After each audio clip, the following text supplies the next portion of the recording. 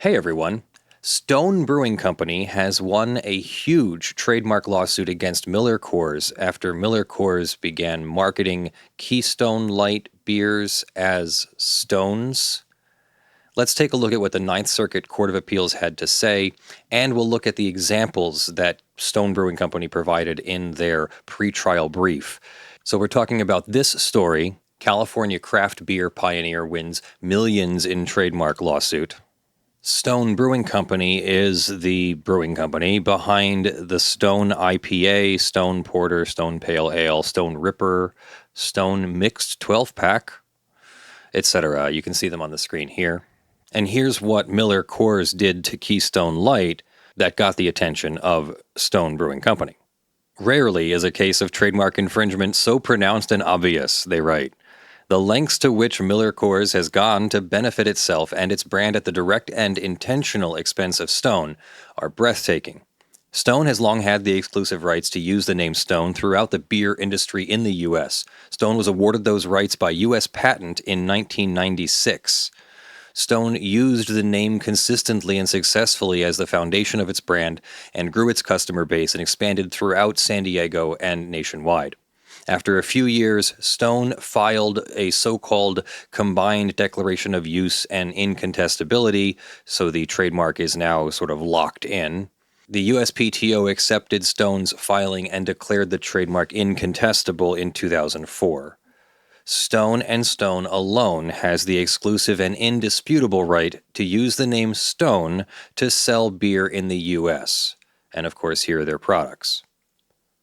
Around the same time, Miller Coors' primary economy brand, Keystone Light, was beginning to suffer mightily. Its year-over-year sales were falling off a cliff, and the company had concluded that if it lost out on the economy segment of the beer market, Miller Coors' business as a whole may be dragged into a death spiral. Looking to breathe new life into the brand and notwithstanding Stone's trademark, Miller Coors sought to lean into the name Stones as a supposed nickname for Keystone Light and applied to trademark the name Stones in 2007. The USPTO rejected the application outright, given Stone's existing trademark. They found that the respective marks Stone and Stones are essentially identical, such that confusion as to the source of origin or sponsorship is extremely likely if the applicant's proposed mark is allowed to register.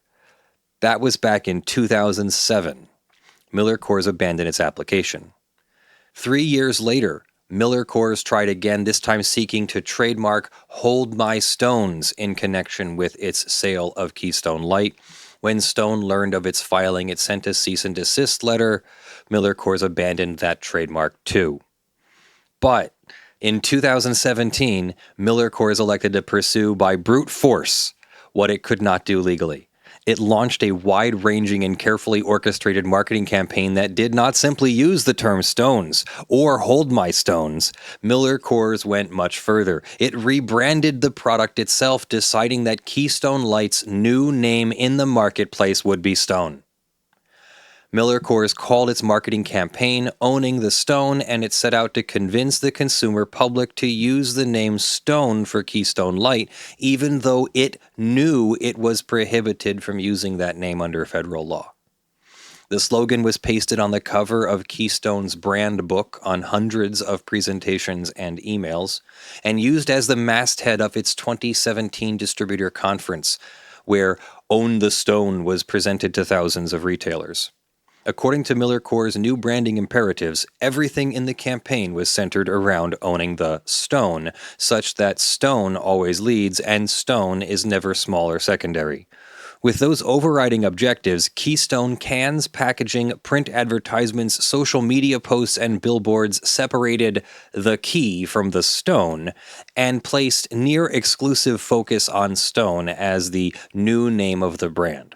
All of this despite Miller Coors' direct knowledge that it was prohibiting from using the word Stone at all. Here's an example. The old one on the left says Keystone Light with a sort of white-blue mountain, kind of late in the evening, sunset, dusky colors on a snow-covered mountain. Great. And then they've taken it and just made it a giant silver-colored stone word and sort of blue gradient in the background. So it's not Keystone Light with mountains. It's just stone.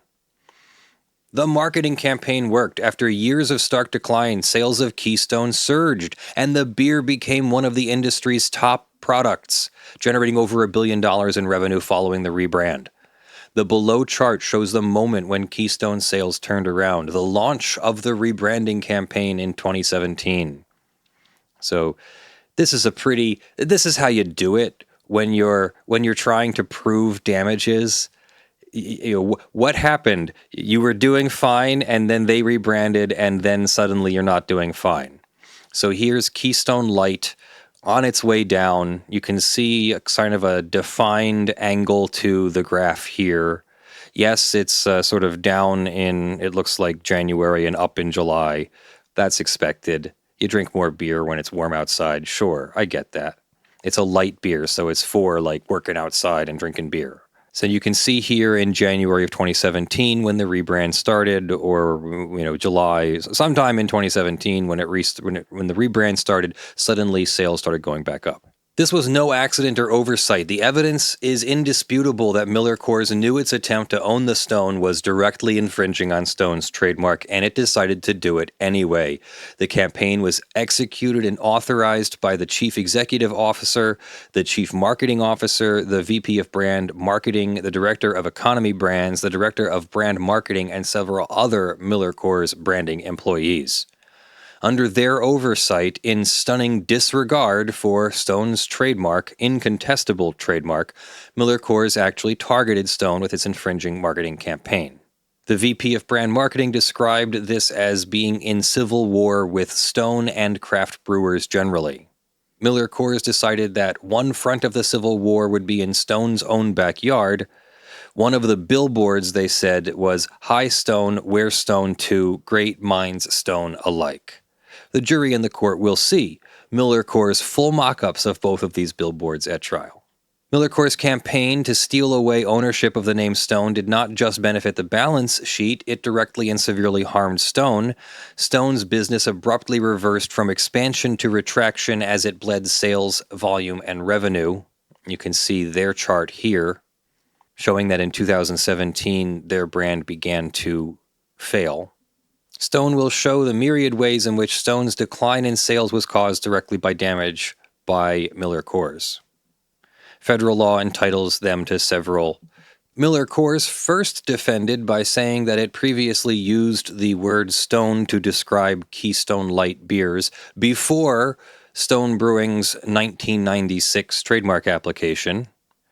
But apparently that was just a slang that they used to say that there were 30 stones in a case or something, not how you sold the goods.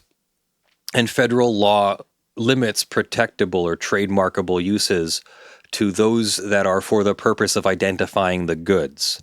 The use in question must have been constant and continuous and without interruption for the meaningful period of time.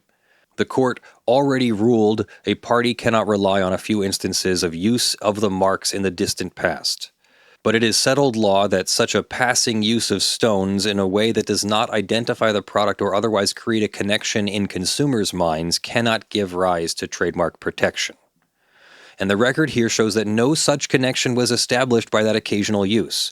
According to Miller Coors' own market research prior to the 2017 rebrand, no one, not even the loyalists, referred to Keystone beers as Stones. Miller Coors acted willfully if it knowingly adopted a mark identical and acted with indifference to Stone's trademark rights. And as you saw before, it seems like, they tried several times to get this trademark, therefore they would know that they don't own it. Miller Coors also apparently engaged in discovery misconduct, according to Stone Brewing. The exhibit on the right was readily turned over by Miller Coors, but the exhibit on the left was not and had to be fought over. Defendant agreed that the second exhibit was admissible, but refused to make the same stipulation for the previous one. When asked, defendant's corporate rep could not identify a single reason between the two exhibits, nor could she articulate why one would be reliable or admissible or the other would not be. The only difference is that the admissible one identifies the 15-pack, which defendant has advanced as an alternative explanation for the massive sales turnaround, whereas the one on the left does not support the defense. And they made several other arguments about expert witnesses and the admissibility of evidence and all that, but I'm going to jump ahead to the Ninth Circuit's ruling to try and keep this digestible. So here the Ninth Circuit has affirmed the win of just $56 million, but that's pared down from a larger demand that Stone Brewing made. Let's see what the three-judge panel from the Ninth Circuit Court of Appeals has to say in this non-precedential opinion.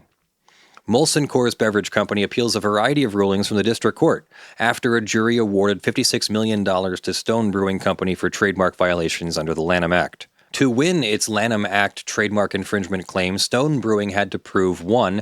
That it had a protectable ownership interest in the mark, and 2. That Molson Coors' use of the mark was likely to cause consumer confusion. The district court did not err on the ground that Molson Coors had a superior interest in the Stone mark. Stone Brewing applied to register the mark April 4th, 1996, and substantial evidence supported a conclusion that Molson Coors did not approve the production of packaging that used Stone before that date. On the question of consumer confusion, which asks whether a reasonably prudent marketplace consumer is likely to be confused as to the origin of the good or service bearing one of those marks, we consider several factors. First, Stone Brewing provided some evidence from which a jury could plausibly conclude that there was actual confusion by distributors and customers who thought that Keystone Light was sold by Stone Brewing. Stone Brewing also presented survey evidence purportedly demonstrating consumer confusion based on images that appeared on Molson Coors branding and packaging. The jury was free to consider that. Second, Molson Coors expressly de-emphasized Keystone and highlighted Stone in its 2017 product refresh. Third, the brands compete in the beer space, are sold in the same aisle of grocery stores, and have registered marks under the same category of beers and ales. Fourth, the brands use the same marketing and distribution channels. They are both sold at the same restaurants and grocery stores, often in the same aisle. Fifth, low consumer care increases likelihood of confusion, and more expensive products generate greater care. Beer is a relatively inexpensive product, and although the per-unit price of Stone and Keystone Light differ, their prices are overall similar. Reviewing all factors, a reasonable jury could find that Molson Coors' product refresh in 2017 was likely to cause consumer confusion. Coors also challenges several evidentiary rulings, denial of a motion for a new trial. We review for abuse of discretion.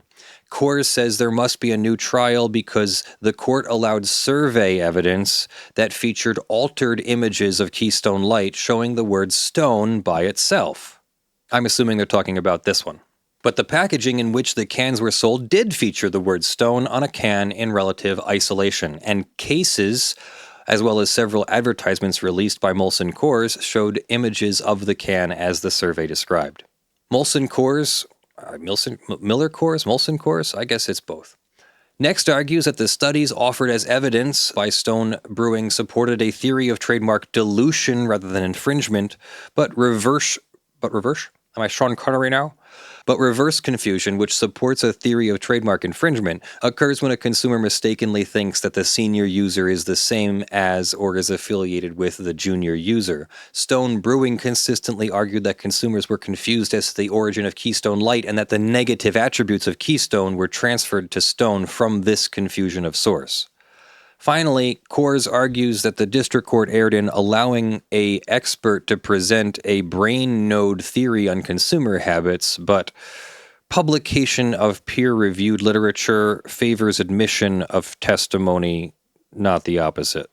Molson challenges the damages awarded by the jury. A jury's award of damages is entitled to great deference. In reviewing a jury's damages award, we must uphold the jury's finding of the amount of damages unless the amount is grossly excessive or monstrous, clearly not supported by the evidence, or only based on speculation or guesswork.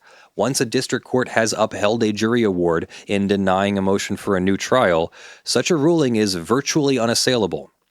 Stone Brewing sought damages in 3 categories: $32.7 million for past lost profits, $141.4 million for future lost profits, $41.8 million for corrective advertising.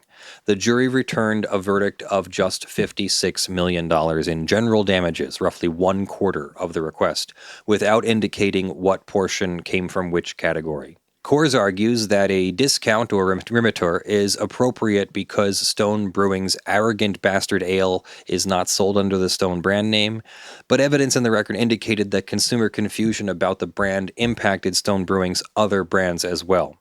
Further, Coors' argument that Stone Brewing cannot receive past lost profits is not compelling for the same reasons with respect to the dilution versus infringement argument above.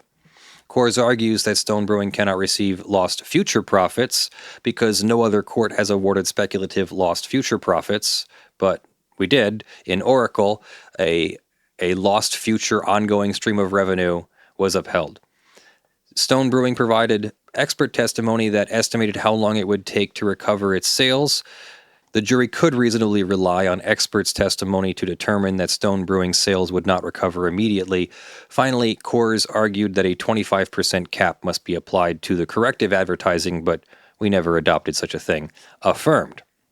Yeah, I do consider that to be a pretty sinister, willful. That was intentional. That was a premeditated murder there that you saw with Keystone Light just taking over the Stone brand. We're just going to do it and shut you down, and we'll pay for it maybe in a trademark infringement lawsuit. But as you see, they probably made more money off of the brand conversion than they lost in the $56 million losing the trademark lawsuit.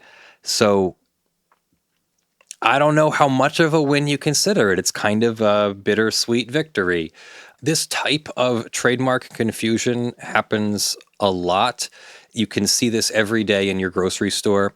It took me all of 30 seconds to think up an example in my local area that I could show you here on camera. So everyone knows this one. Everyone knows your Coca-Cola can. Everyone knows this red. Everyone knows this script that says Coca-Cola, right? So then when I walk into the store and I see this can, the exact same red, a very similar script to the Coca-Cola. If I made this River Cola, you'd almost think that those scripts could go together. And yet I have to look at the stack of cans, because these are kept together. I have to look at the stack of cans in the refrigerator and make sure I grab the one that says Coca-Cola on it and not River Cola. Yeah, I admit that I've walked out of the store with the wrong can a couple times. I don't see how it's not some kind of trademark infringement, but that one is right there on the line. This one with Keystone obviously went quite far over the line. Shortly after the trial, Stone was bought by a major beverage company, Sapporo Breweries, for $165 million. So I guess great that they won the $56 million, but I have a feeling that the actual effort by Miller Coors, Molson Coors, whatever, actually worked. It basically weakened the company and allowed a competitor to come in and buy it while they were fighting to make their company whole. I don't know. I feel kind of bad for Stone Brewing. They won the lawsuit, but the company got sold. The company was obviously having some value problems and got sold. Or maybe not. Maybe somebody knows more about the story and it was a big happy ending. Let me know what you know in the comments below. Let me know what you think about Miller Coors' efforts to take over the Stone trademark by subterfuge, by arbitrage, by force, not legally.